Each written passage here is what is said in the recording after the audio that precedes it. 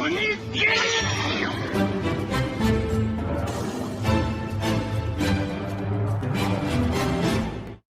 it going, everybody? Welcome to the channel. As always, if you enjoyed today's video, don't forget to hit that like and subscribe. It helps out, means a ton. You guys get plenty of fun stuff.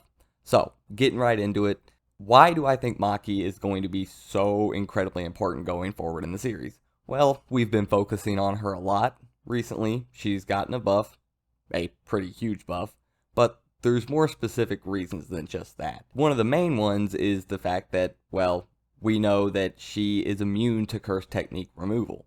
Or at least it is heavily theorized by some of the smartest people inside the Jujutsu Kaisen universe themselves, that curse technique removal will not affect her due to the fact that she has, well, no cursed energy in the first place.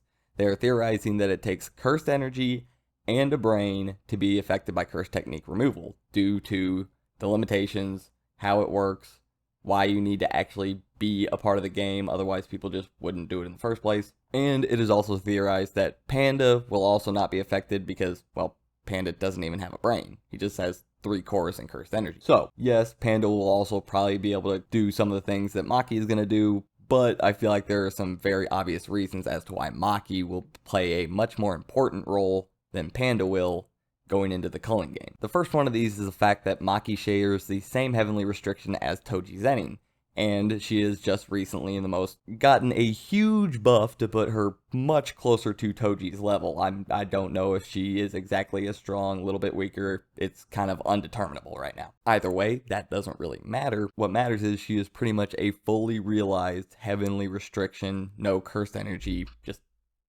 monster. But the reason her sharing this heavenly restriction is so important is something that happened back during the flashback with Gojo, Geto, and Toji. This is when Toji killed the star plasma vessel, forcing us into the current events that we are in now. We also need to go back and look at Kenjaku and his attempts to do the same thing. It was stated that he tried multiple times to stop the merging of the star plasma vessel and Master Tengen. Every single time this happened, he failed. They showed up, they had the merger, their fates, their destiny were intertwined. Even when he killed both the star plasma vessel and Six Eyes Wielder when they were both very young, they showed up anyway. New incarnations showed up by the time the merger was supposed to take place. Nothing he could do was working. So he turned to trying to seal the Six Eyes user, because only one can exist, and if they're sealed away, they can't show up.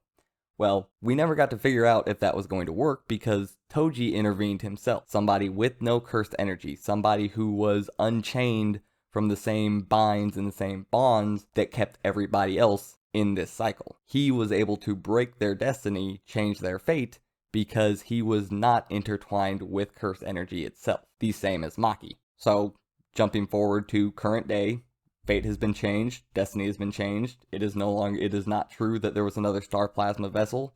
It was a lie. Now, here we are in the culling games, and somebody with the same heavenly restriction as Toji, somebody incredibly strong now, is not affected by the same fate as everybody else who has to participate in the culling games. And on top of that, this means that Maki can do whatever she wants right now. She doesn't have to follow the rules of the culling game the same way everybody else does. They can use that, Maki and Panda team, to a huge advantage, because they're just free pieces that can go anywhere, do anything, fight anybody, follow none of the rules. They have free reign.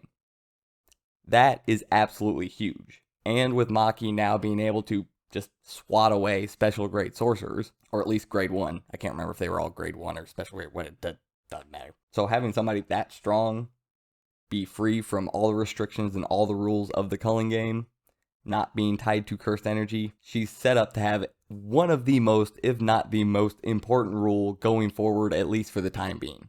Or if not during the culling games, later on in the series. But like I said, considering her not being chained by cursed energy the same way Toji wasn't chained by cursed energy, him being able to change the fate and leading to the culling games, we got a decent parallel going on here, and with all the focus that has been going on with Maki recently, I feel like there is a decent chance that that is going to continue to go on. Now, obviously, Yuji, Megumi, all these people are going to be extremely important, as always.